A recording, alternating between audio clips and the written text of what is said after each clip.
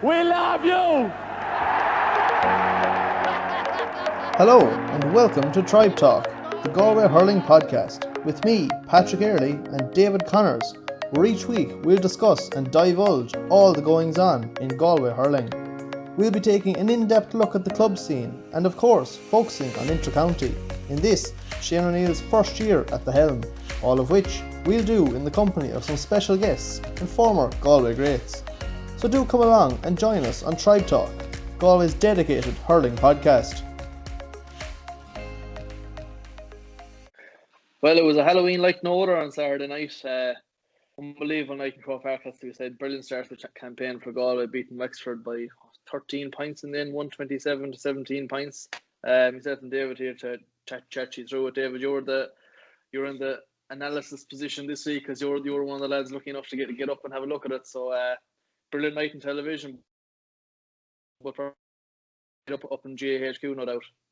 Yeah, kind of an eerie kind of atmosphere in Croke Park. Like we were walking in by Jones's Road. You had to park in the Devon car park, and walking in, and there wasn't a sinner on the street, or there was literally no one. It was pure desolate around, and so yeah, I managed to get in and watch the Kilkenny Dublin game then at the start. So I was delighted to get a look at them as well. But yeah, there was we're kind of around Drumcondra there. There seems to be fireworks going off every 10 seconds. It's like there was gunshots and bombs going around us. But no, it didn't seem to affect the performance anyway, shall we say. It'll be a very easy one to analyse this week anyway.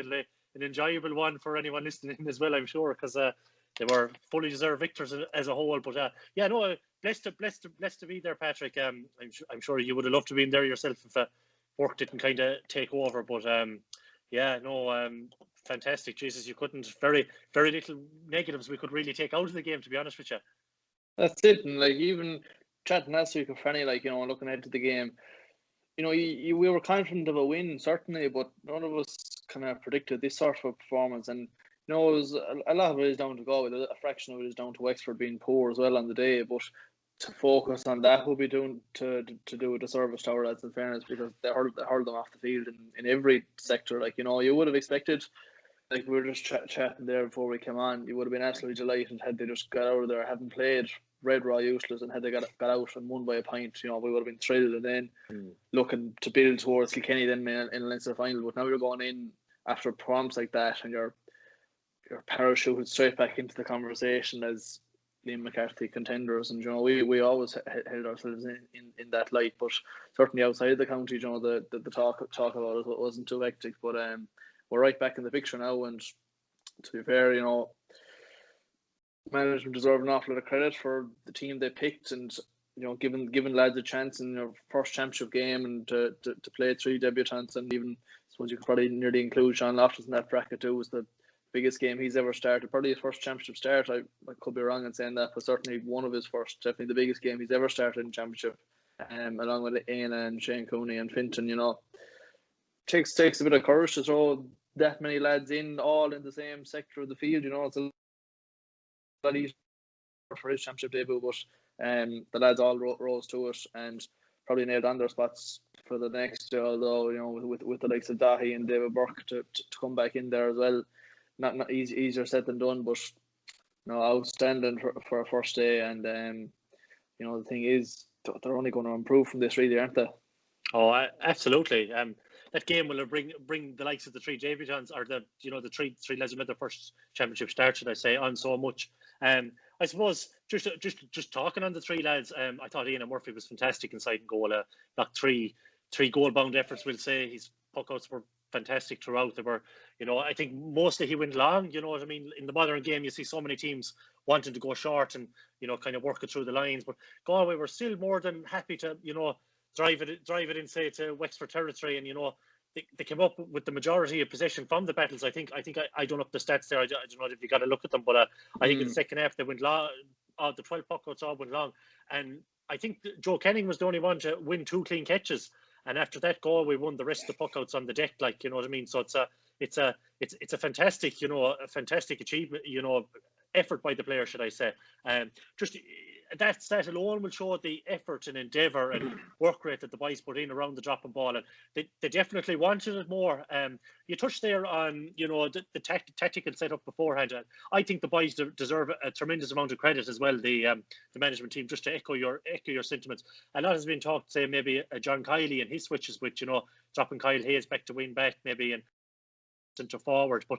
Geez, Galway made a couple of tactical adjustments themselves. Like we'll say, Sean Loftus, who we both earmarked as probably the sweeper, done a man marking job, and Paul Morris will say Joseph Cooney went back to centre back, Garage McInerney full back.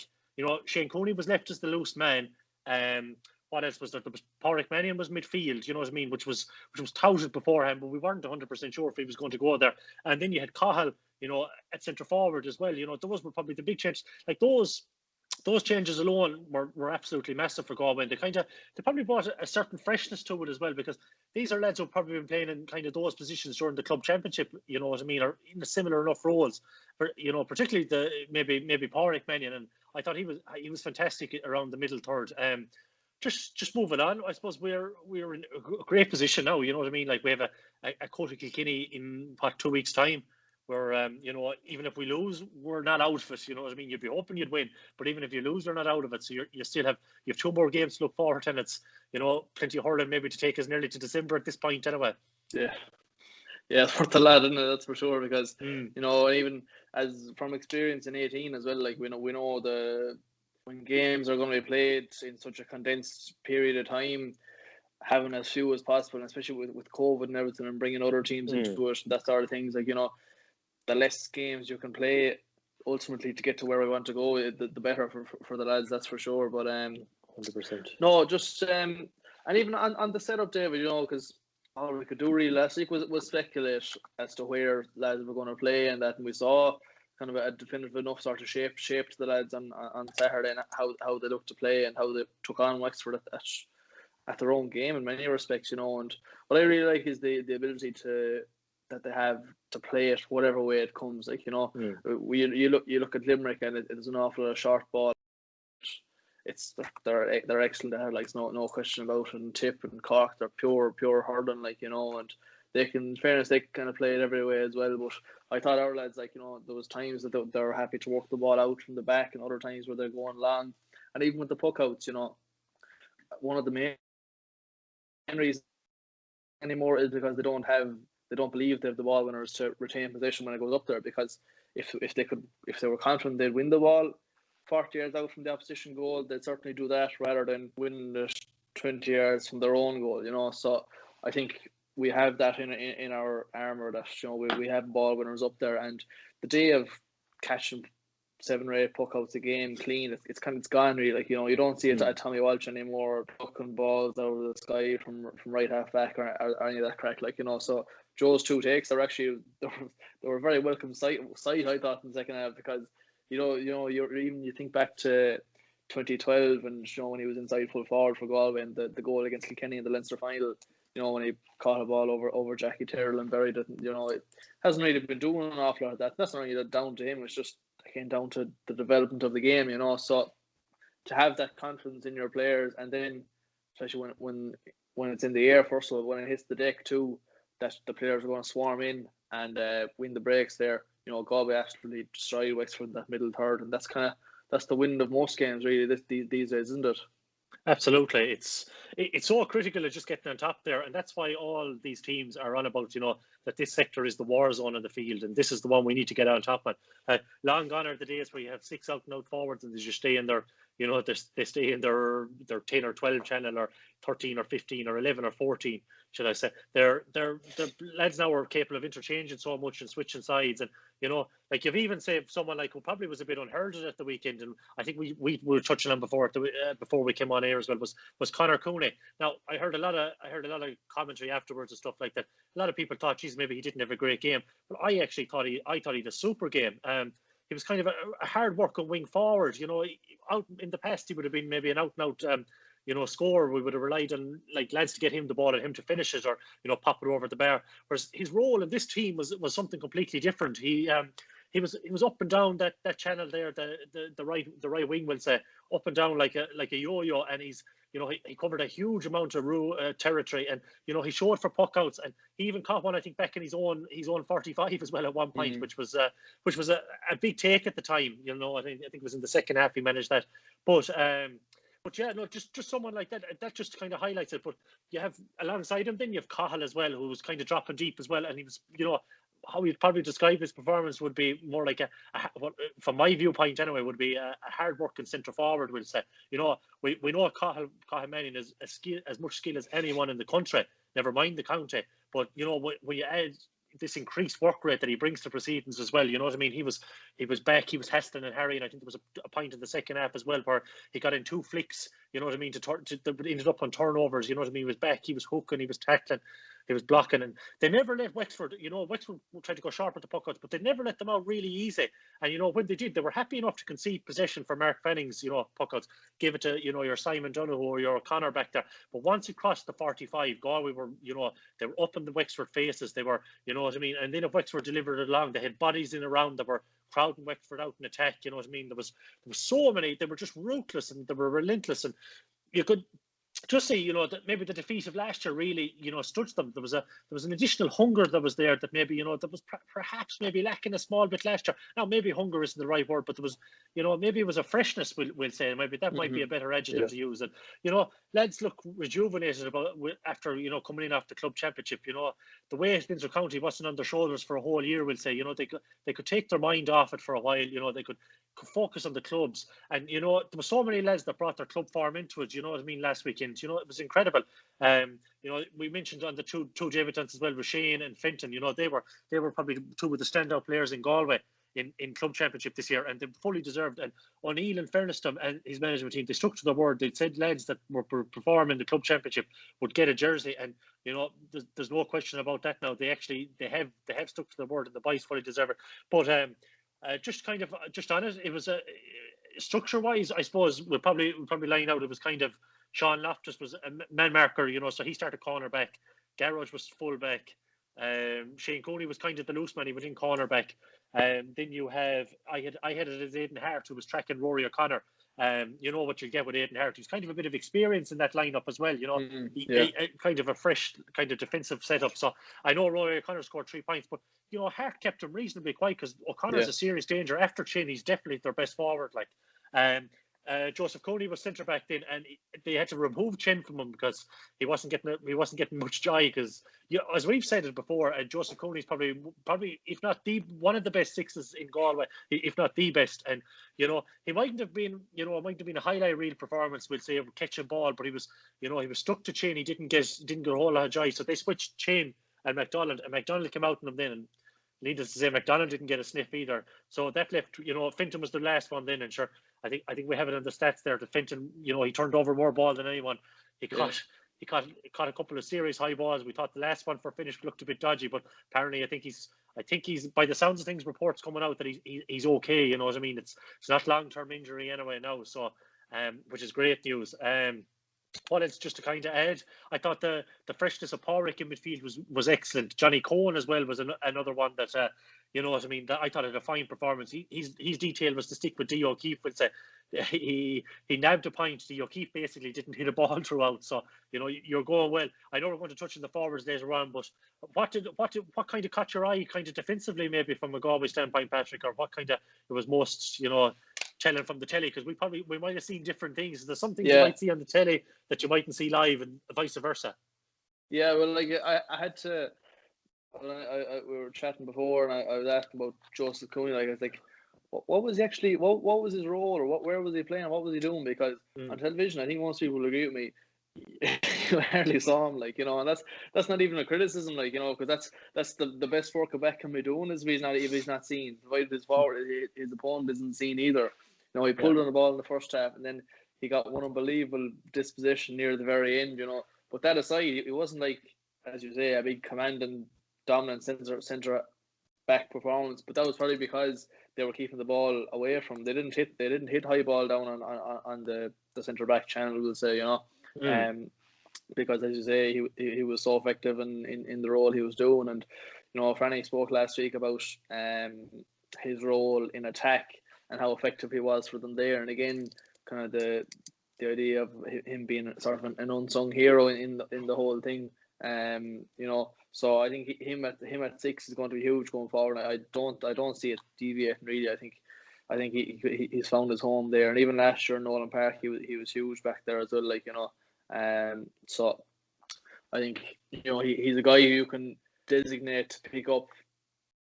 With if Kilkenny, if TJ or Walter, one of them are out in that final, or two of them, he'll be on one of them. That's a fact, like, you know. And if TJ goes inside, maybe not. But if he's out in the half-hour line, I can see him picking up. Like, we're not going to discuss Kilkenny now, but that's the kind of the role he'll do for you, like, you know. That as well, you know, even with Conor Whelan, we were talking as well, and I was asking, was he a full forward, like a corner forward, or was he a wing forward? Because there was a lot of times in the first half, certainly on TV, he was winning ball out around the 10 position, like, you know, which kind of left a gap as to where Conor Cooney was. But Conor Cooney was even further back the field, out around midfield, getting on ball there and working and, you know, preventing Wexford getting on ball, probably more importantly in some respects.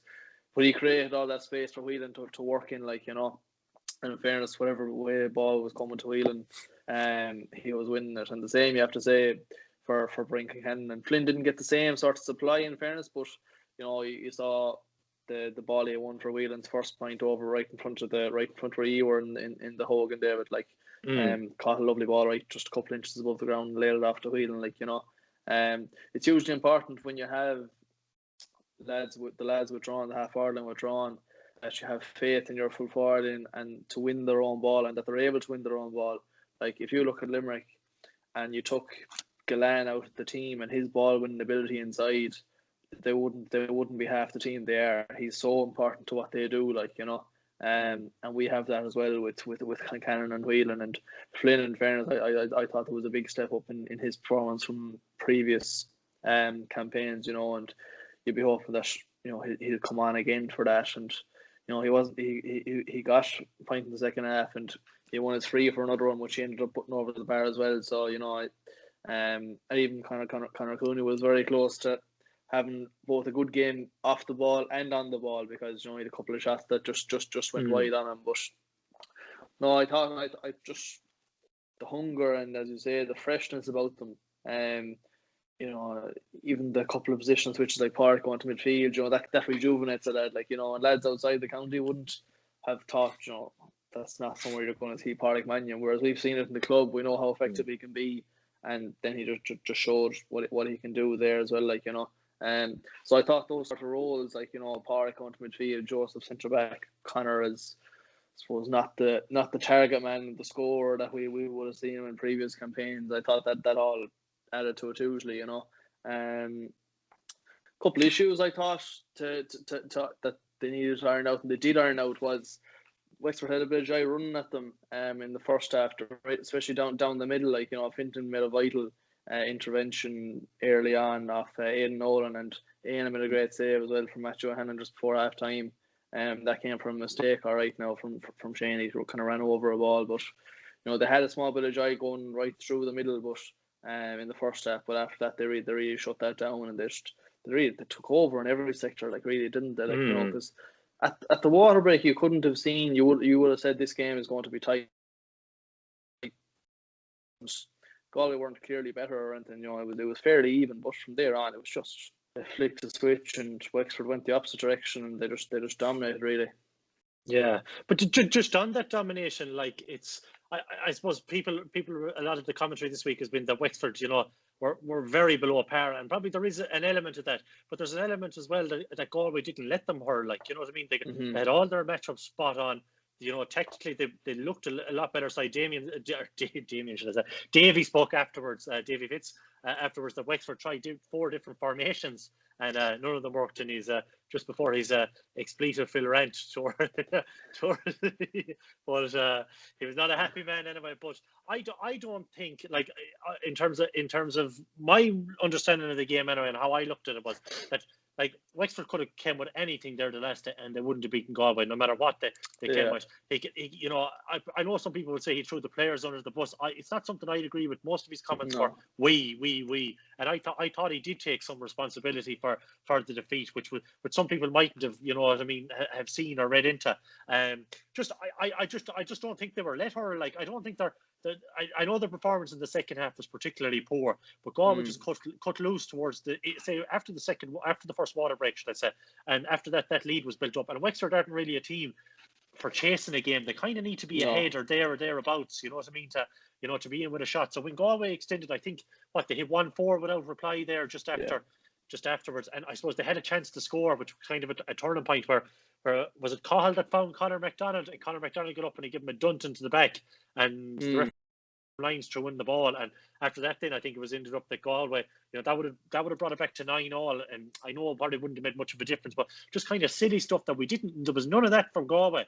You know what I mean? Like when they lost, they coughed up a free or something like that, they were back into position, they were organising, they were cajoling. Like I said, I was really impressed in terms of how we couldn't hear everything, but you could definitely hear there was a lot of organisation on the field. And this is one thing I do like without the crowd. You know, you can actually hear clear messages going out there. And Pádraig Mannion was probably the person I heard most anyway. Now, I'm not saying he was the one speaking the most, but he was constantly vocal where lads should be. And when like I think even Concannon scored the goal, there was lads, you know, illustrating to each other where they should be for the restart, where they need to be, what needs to happen now. And you know, there was great communication in the team. But as I think it was even with Franny, you touched on it last week, expected that these lads have great experience. And you know, they like to say someone like Aidan Hart there would be great for keeping an eye on, say, maybe your Fenton and your Shane, or you know what I mean, and keeping things in tow there. And one person who was very vocal, I must say, was Ian Murphy. And you know, championship debut, he was well able to, you know what I mean, to tell lads what they should be doing in front of him. He was able to deliver a message, and I think he Fenton. It was one of he had Fenton, and he to say he let Fenton know about it to keep his head in the game, or something along those lines. Might have been the message. But you know, it was great to see from someone so young and someone you know fairly fresh in the panel, that he wasn't afraid to give out messages as well and tell the lads what they should be doing. You know, it's a very encouraging sign, Patrick. Overall, it was, you know, there was lots and lots of positives to take for it. Like, I think it would be, I know we'll touch it again and probably repeat myself, but it would be a massive disservice to the Galway performance to say that it was purely Wexford's underperformance that led to this result. I think it was Galway tactically set up, how the players approached the game, how their on-game management was, how, you know, everything, all the matchups the whole way through. I think it was, you know, basically near a flawless performance from Galway in every aspect. Now, they're going to face a stiffer test, no doubt, the next day in the Leinster final, and we won't touch that because we will be doing a preview show. So, but you know, there's little to nothing that you could take from a negative from that game last Saturday evening. Yeah, and you know that organisation is so important, because I watched Tip and Limerick on Sunday, and after Tip got their goal, you can actually hear Sheedy roaring, next ball to get set, and Tip didn't get set. And Limerick went down the field and cancelled out the goal straight away, like, you know. So to hear the likes of Pádraig roaring straight after the goal to get set again, you know, you're going to respond to that if you're a player beside him or in front of him, behind him. You're going to respond to that, especially, like, you know, and go and them out. Provided it's not happening within about 10 yards of them, like, you know, but no, to see that, like, and on, you know, because it's a daunting thing, like, going out playing alongside these lads who they're all older than him practically, like, you know, all have a lot more experience than him, and then going out in Croke Park and up against, again, a very experienced Wexford team, like, you know, and to, you know, it's not the easiest thing in the world to be roaring to lads and barking at lads, telling them what to do, like, you know, and you can doubt yourself and say, geez, am I telling the right thing here now? But, you know, good to see that he's backing himself and he backs his own hurling IQ, which, you know, to be a goalie at the top, you have to have it, and he certainly has it, and both in shot stopping as well, we know how good he is there. So that was hugely positive. But I suppose we looked at the defensive side of things, and even Pádraig and Johnny's role midfield, but in attack, we touched on briefly the importance of, like, Wheel, your full forward line, they scored 1-9 between them, like, you know, which is, and one a hatful of frees on top of it, which Canning sent over. It's a good return from an inside line. You you know,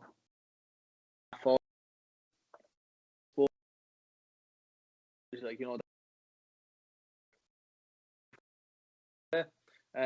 so it was they were able to replace that, and you know, seeing Joe catching a couple of puckouts in the second half, Connor didn't catch one cleanly, but certainly he's a lad who you're not going to catch ball over him, and he's going to get into the ground at the very least, and he will catches, you know, so that was again really positive, and you know, when you have that much space inside, then and you're outside, if you're in the middle third, you say time on the ball is going to be limited because there's a lot of bodies there. Pace of the game is high as championship hurling, like, you know, but you know yourself that the boys inside have the space, so it takes a bit of pressure off with your deliveries too, that you can just spray it, you know, towards the outside, towards the lines, or in low or high or like, you know, he can win it whatever way it's coming. And in fairness, Kincannon is the same too with him. Like, you know, he's tall. He's not the biggest or most powerful man in the world, but certainly he's got an unbelievable leap on him. Anyhow, I remember watching the replay. Sorry, go on. He's just on Kilkennon. He's well able to mix it as well. You know what I mean? Yeah. Liam Ryan was giving it to him there at one point. He was mouthing at him, and I'm sure he told him where to go. Like, but you know, he's not afraid of. He's a bit of bowelness in him. We'll say, you know, and I mean that in the most positive light. Like, you know, it's like I think the best forwards have a bit of devilment in them as well. Not like, you know, not to overstep the mark or do something stupid, but you know what I mean. Like, you know, to look after yourself as well, because you know, someone like Liam Ryan back there, he would try and blackguard you, like, if he got the opportunity, and there's plenty other defenders out there that will try and do that as well. But in fairness to Kincannon, like, it's a serious display. Like, you know, that point he scored with the aid of Hawkeye down and underneath the Hogan stand was probably my score of the day anyway. Like, it's like how just the ability to land that, like, and you know, a dream kind of game for him. I know it's definitely not his first championship start or anything like that either. Like, but it's, you know, he brought a freshness to proceedings as well. You know, he's still relatively young. He's probably in his second, maybe third, you know, second kind of full year at it now, and it looks like he looks like every bit the intercounty forward will say. You know, 1-4 from play is a serious tally. Like, no, he won't rack up that every day, but like, he's a fella now that opposition managers are going to have to say, we're going to have to detail someone for him, and then they're going to have to detail someone for Kenning, and then they're going to have to deal someone for Conor Whelan, and then they're going to have to deal someone with Mannion. And like this, like, I don't care what team it is in the country, you don't have that many man markers. So, you know, if nothing else, you're going to create a bit of space for someone else if you're actually being detailed. And we saw with Kenning, with Matthew O'Halloran in the last, he didn't have, you know, he didn't get the space he might have liked, or, you know, the chances to have a couple of shots on goal that he normally would have. But he still had to pluck a few puckouts out of the air. And with O'Halloran taken out of the centre as well, because he had to go wing back on Kenny, it created a gap there for Galway to exploit. Like, there was a lot more room. Kevin Foley was kind of in no man's land for a lot of it. I thought he didn't know whether to come or to go or to push or to stick. You know, like, the only time they were so terrified of Whelan for frees, like say, they'd have one defender one side of him, and they'd have another defender, like they'd have Kevin Foley the other side of him, should I say, and just trying to block off his runs to stop him running to the channels to gather possession for a free that might be dropping in. But like, just what to say on Whelan? Like, what a performance! Like, you know, like Kincannon was very close to my man of the match, but Whelan just happened to shade him because his off the ball stuff was just phenomenal.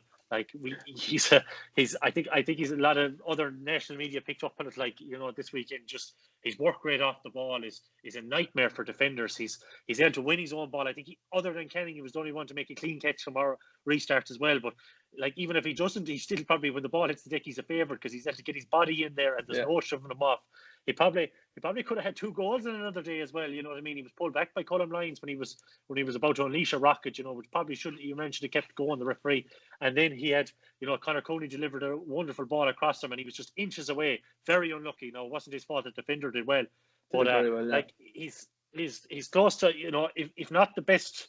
You know, he's very close to the best number 14 in Galway. If he was to play in 14, his role might be slightly different now, but our very best 14 in the country, should I say, if maybe Seamus Canlan and himself are there or thereabouts, or inside forward, maybe we should call him. But he's he's a nightmare, an absolute nightmare, and his performance was just outstanding. And you're looking now from a Kilkenny point of view, and you're thinking, who in the name of God, like from Cody's point of view, is kind of are they going to pick to kind of put the shackles on him, like, because there's not too many defenders out there that are capable of it. Yeah, well, they didn't really do it to great success last year. You go 1, 2, or 3 or 4 or something. I can't know exactly what he finished with in Nolan Park, but I remember himself and Cahill went to town that day anyhow. But it all contributes into a lovely balance to our attack, though, Dave, doesn't it? Like, you've got the brilliant hands, the brilliant skills, the brilliant striking, like, but you also have the work rate of Whelan, Conor Cooney, Cahill going back out the field as well. It all comes together nicely, because if you have too much of either, it's not going to work. You need to have that nice balance coming together, and we certainly seem to have it there now at the minute. Oh, absolutely! Like they can all hurl. Firstly, we'll put it that way, between the front six. Yeah, they can all hurl. There's no question there. But the work rate has just seemed to have gone to a new level. They were clearly detailed. You know what I mean? Like to absolutely empty the tank. And that probably was even further brought on by the hurt that they suffered last year going out of the championship so unexpectedly. Like, I don't think any of us expected it. Needed to be these two results. Wexford and Kilkenny had to draw, and Galway had to be beaten for them to go out of the championship. Yeah. And if nothing else, they've come back with a new level of appetite for work this year. Like, I think Conor Cooney's work rate, I touched on it before, but he brought that to the club championship this year with Thomas's. I don't think I'd ever seen him drop as deep and pick up as much ball, back foraging back in his own 45 or his own half, or you could literally find him anywhere. And I think maybe Shane O'Leil and the boys maybe spotted that this year and said, hold on here now, geez, there's something we could do here, like, in terms of that. We could, like, like, you see, Garrett Hegarty's a serious scorer, but he's a serious worker as well, you know what I mean, in terms of a Limerick setup. And I kind of think we're kind of similar. We're set up very similar to Limerick in that sense, aren't we? You know what I mean? Like, at the half-forward line now, their detail is to work. And if you get a scoring chance, take it, obviously. And, clog up that middle third, and, you know what I mean, just kind of boss it from there. And then same in the inside line as well. Their detail is just obviously just to get the scores on the board and create as much havoc as possible. But you touched on balance there. Like I suppose maybe one thing we were probably a bit overly reliant on might have been the long ball in the past, we'll say. You know what I mean? Maybe that might be one criticism of Micheál Donoghue and their setup, where the always the option seemed to be, if Johnny Glynn is in the edge of square, hit everything down on top of Johnny Glynn. Whereas now it's kind of, as you mentioned there with Whelan, you can hit him with any type of ball. You can hit it low along the deck. I think there was one the first half that he gathered, I'd say it was only an inch or two off the ground, coming in at lightning quick.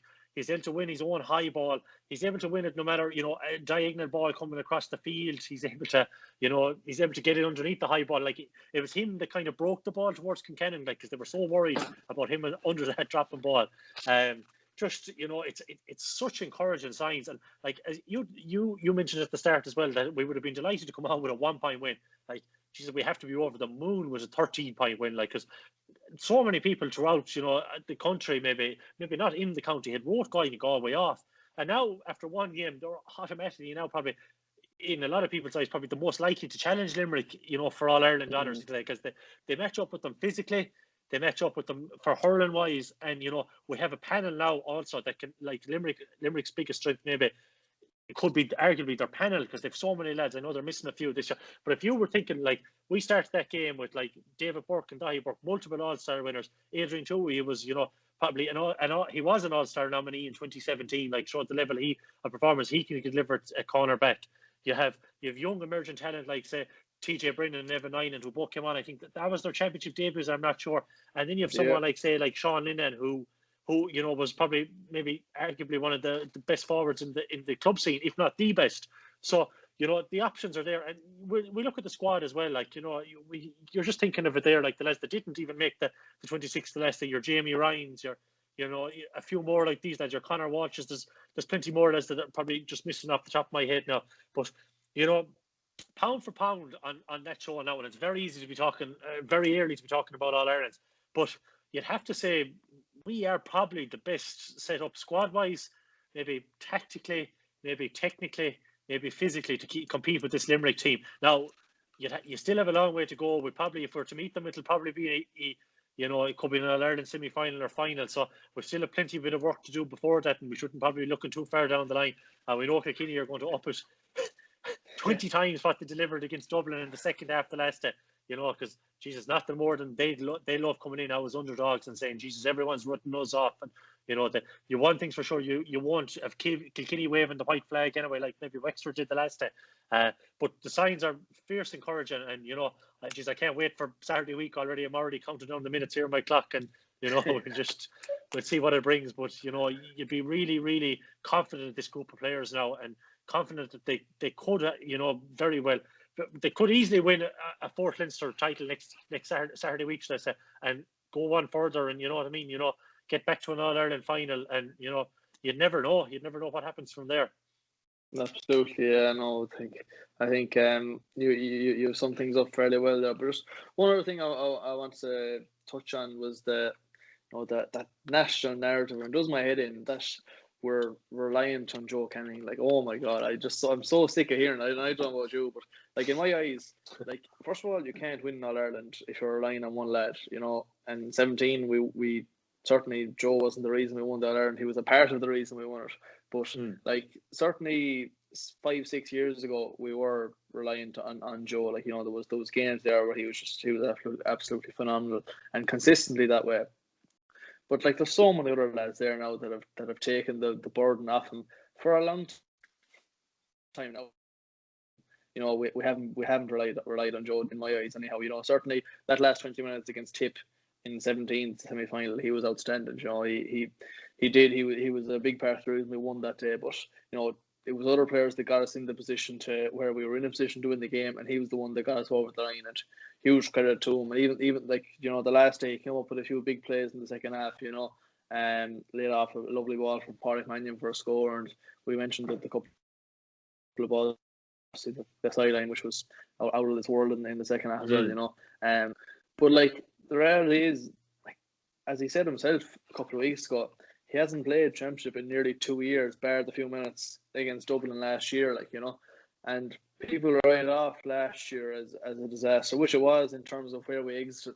But we were awful close to, you know, it was a freak that we went out that night in Parnell Park, you know. And like, people, you know, it had Conor Whelan not gone, I think we would have been in that position. Like, we would have won that game.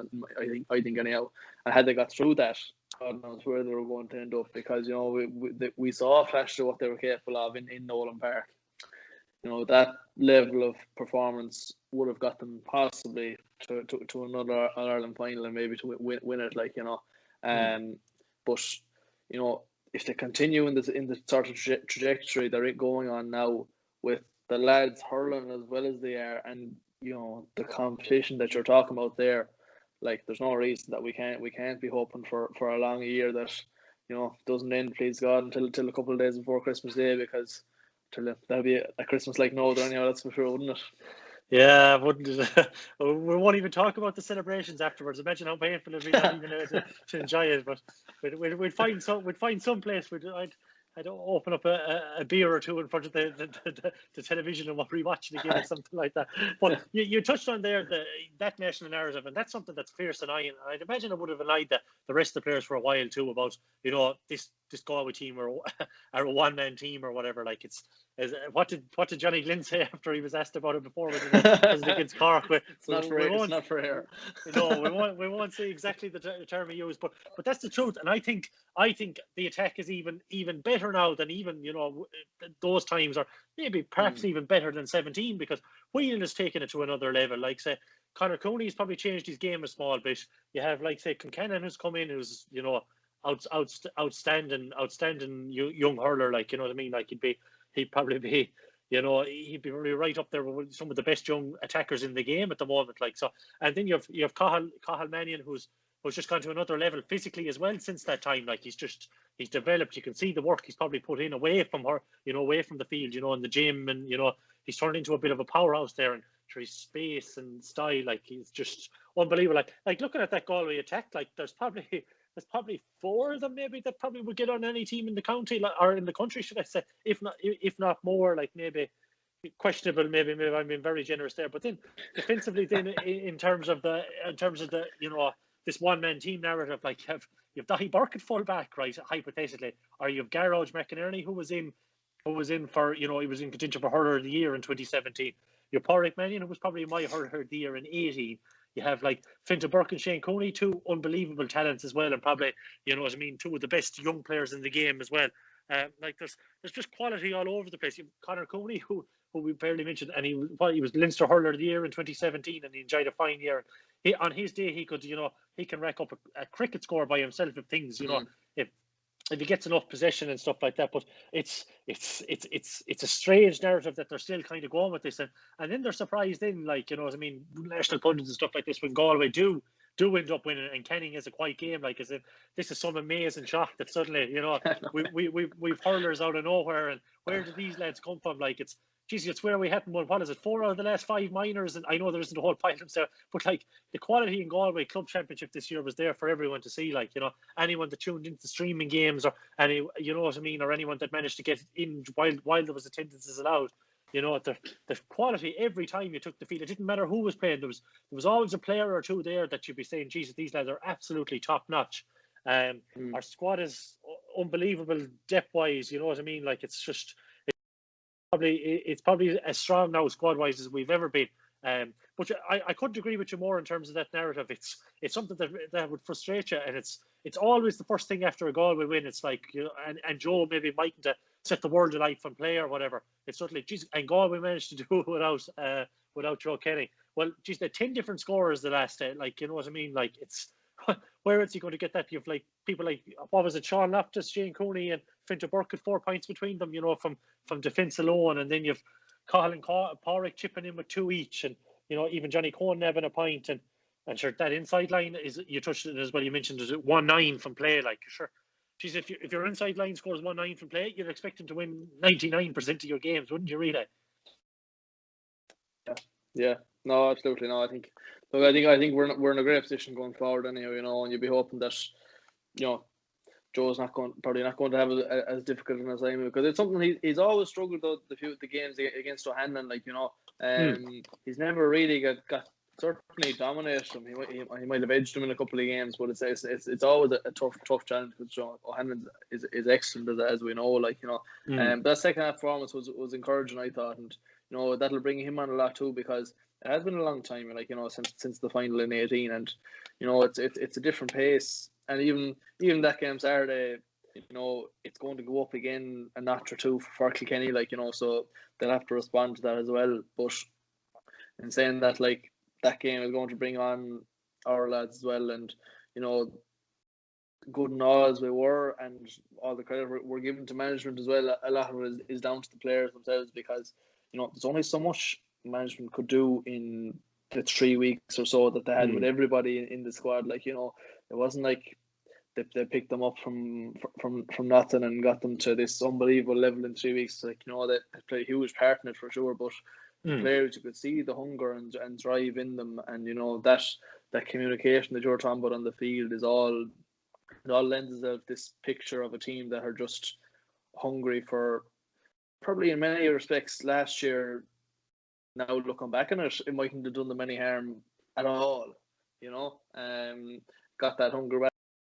That at the time in 17 when we won, the age profile of the team was kind of at that, where you have lads kind of mid-20s, some lads in early 20s, a few lads pushing towards the 30 mark, but most lads were around the 25, 26 mark, and it was a fantastic age profile in the team at the time. But you add 3 years onto that now, and a lot of that team is pushing towards the 30, and in Joe's case, he's 32, I think, isn't it?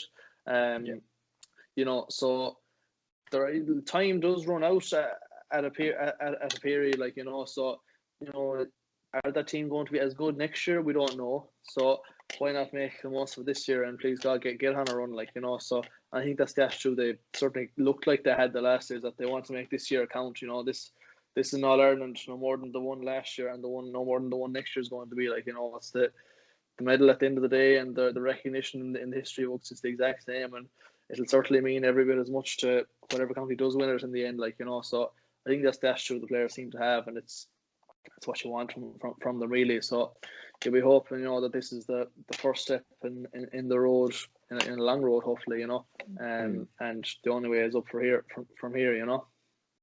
That's for sure. Fingers crossed, anyway. It is. Yeah, for sure. But we've, you know, if nothing else, I suppose it's going to be a long winter, and you know, we've two more games to look forward to, and you know, it's a really kind of interesting and enjoyable style that they play as well. You know what I mean? It's, you know, we get to see the very best of some of the players out there. You know, their touch. You know, they get on a lot of ball. Like someone like, say, you mentioned him already, like Pádraig Mannion on there. Like so many international media were surprised again that he was starting midfield. But you mentioned it, and you said like how much hurling that fella has in him that people don't realise. You know, when like, you know, he's always capable of having a score. 2 points, you know, is what you'd nearly expect from every game he starts in midfield. Changes wise, you wouldn't see a whole lot being changed for Kilkenny. I know we're going to do a preview now, and like the question mark will be eventually when we do get around to where maybe will Dahi slot in, or will David Burke come back in, or will there be any other kind of variation there? But you'd say from 1 to 15, probably a lot of them have probably done enough to hold on to their jersey. You know, do you just trust them back in, or you know, it's not a winner takes all game either. I suppose the main prize would be avoiding, you know, perhaps maybe avoiding your Waterfords maybe, or your Tipperaries, or even your Corks or something like that. But it's just a very enjoyable brand of hurling to watch. You know, every player has to be able to hurl firstly in this system O'Neill plays, and just on O'Neill's probably demeanour, because a lot of people wouldn't pick it up on the sideline. He's probably the coolest customer in the whole of Croke Park. He barely moves. There's no jumping around the place now. He might be. It's hard to hear whether he's having a go at the referee or whatever, like probably all good managers are. Or does he leave that to maybe John or Fergal or David, or I don't know, but he's like, anytime the camera panned him looking back at it, he was just there with arms folded, arms folded, watching on, and as calm as you like. Whereas probably the fella down the line was probably a bit more how do we say it, bit more animated in his display. Now Davy was so unusually subdued.